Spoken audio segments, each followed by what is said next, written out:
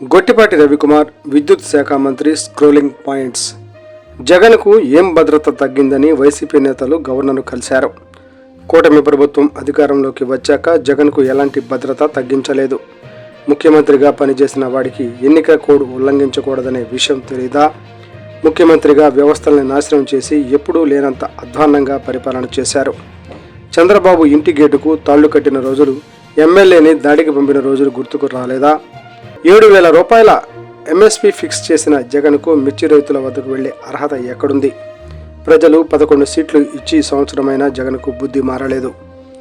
జగన్ ఇప్పటికైనా బుద్ధి మార్చుకోవాలి. ఇంకా అసత్యాలతో ప్రజల్ని తప్పుదోవ పట్టించాలనుకోవడం తగదు. ఈ విధంగా మనం పనిచేసాము, ఎందుకు ప్రజలు తీర్పిచ్చారనేది చేసుకోవాల్సిన అవసరం ఉంది. మళ్ళీ వాళ్ళ నిన్న కోడ్లో నువ్వు బయటకు వచ్చావు. ఒక ముఖ్యమంత్రిగా పనిచేసిన వాళ్ళవి కోడ్లో వెళ్ళకూడదనే విషయాన్ని నీకు తెలియదా? అది కూడా తెలియకుండా నువ్వు ముఖ్యమంత్రిగా ఏ విధంగా పనిచేసావు?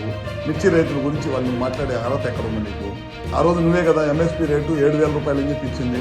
మా టైంలో బ్రహ్మాండంగా ఇవాళ ముఖ్యమంత్రిగా ఢిల్లీ లెటర్ రాయటం కానీ ఇంకా మంచి రేటు రావాలని చెప్పి ఇవాళ ముఖ్యమంత్రి గారు లెటర్ రాస్తున్నారు. ఆ రోజు తుఫాను వచ్చిన రోజు నువ్వు ఏ విధంగా రైతులను పరిశీలించావు?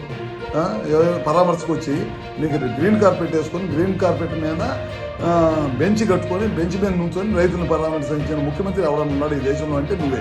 ఆ రోజు అపోజిషన్ లీడర్గా ఉండి రైతుల తరఫున పోరాడిన వ్యక్తి ఎవరైనా ఉన్నాయంటే అది మా చంద్రబాబు నాయుడు గారు. పొలాల్లో దిగి రైతులను పరామర్శించి ఒక రైతు కన్నీళ్లు పెట్టుకుంటే ఆ రోజు జేబులో డబ్బులు 2 లక్షల రూపాయలు ఉంటే ఇమీడియట్గా తీసి ఆ రైతులకు సాయం చేసిన గొప్ప గుణం చంద్రబాబు నాయుడు గారిది. ఇవాళ నువ్వు అన్నీ కూడా మోసపూర్వమైన పనులు చేయటం, నాకు సెక్యూరిటీ అబద్ధపు హామీలు, అబద్ధపు మాటలు, పొద్దున్న లేచిన దగ్గర నుంచి ప్రభుత్వ పనితీరు మీద బురదేయటం తప్పక నువ్వు చేసింది ఏమన్నా ఉందని చెప్పి మరొకసారి తెలియజేసుకుంటూ ఇంకా నువ్వు ఆత్మపరిశీలన చేసుకోవాలి. నువ్వు సంవత్సరం అయిన తర్వాత కూడా నువ్వు ఇంకా నీ బుద్ధి మారలేదు, ఇంకా నువ్వు పాత బుద్ధిలోనే ఉండవు, ఇంకా పాత టైప్లోనే ఉండవు. అబద్ధపు మాటలు చెప్పి ప్రజల్ని తప్పుదోవ పట్టించాలనే మార్గంలో ఉన్నావు. ఖచ్చితంగా మేము ఏదైతే చెప్పాము ఎలక్షన్ ఇచ్చిన హామీలన్నీ కూడా నెరవేరుస్తాం.